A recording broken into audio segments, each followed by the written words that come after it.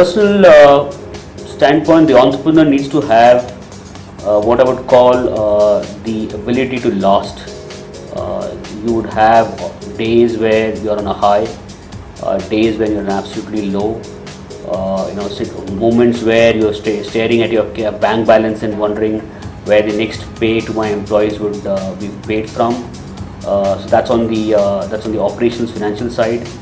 You need to have the ability to think and think beyond what you're normally capable of doing in terms of identifying markets, penetrating markets, acquiring customers, servicing customers. So an entrepreneur needs to be fairly rounded and mature in his thinking and doing things, which will help him scale his company.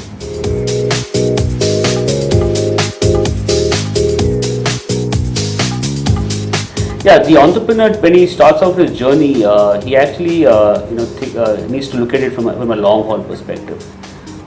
One of the most common mistakes people do is to start building an idea, thinking about the possible exits that might happen and the time period of that exit. So you may have a possibility that an exit might happen for you in 3-4 years, but that's not the ideal outcome.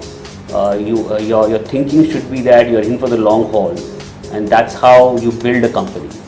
The second mistake that entrepreneurs need to avoid would be in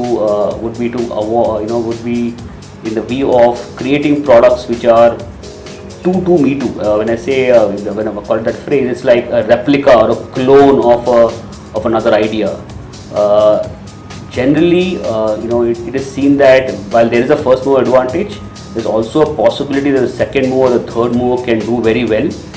For example, Flipkart was the first e-commerce company in India, but recently you see Amazon actually doing much better than Flipkart in terms of growth and customer base. So it's the differentiation that you need to build in, even if it's a Me Too idea, and the differentiation should be able to add value to the end consumer, who is able to come back to you for repeat orders. So that's advice that I would give to entrepreneurs.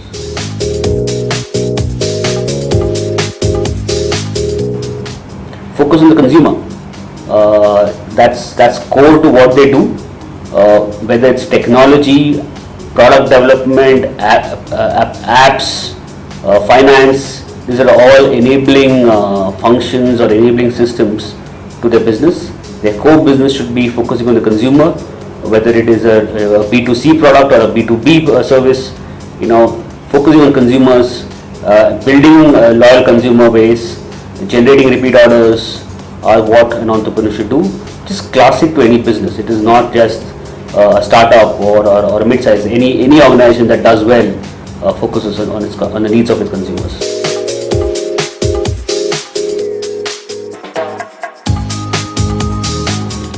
I believe in India, you would have 3 types of startups in India. You would have a fintech, which would emerge strongly. And these are not just payments.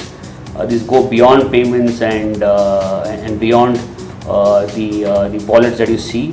You would see a lot of inclusion that comes in the finance space, and fintech would be an area to focus on in future.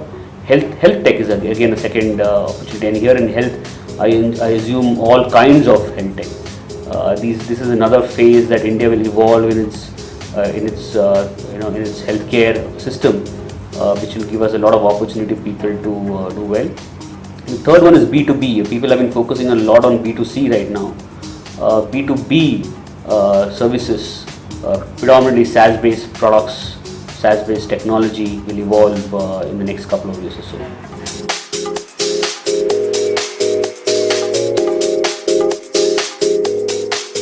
Something that's very passionate to me is social inclusion and both for the underprivileged. And I believe at some point of time you would assume that a lot of technology and investment will go into the social sector, whether it's education, whether it's healthcare, whether it's financial inclusion for the underprivileged, for the rural space, and that would generate a lot of interest, because fundamentally India is a rural economy. The next generation of consumers into the ecosystem, the business ecosystem would come from that space, as Ramchandran once put it, it's the bottom of the pyramid that you need to, CK Prabal actually, but it's the bottom of the pyramid that you need to focus on, and that's where the next phase of tech infusion is going to happen.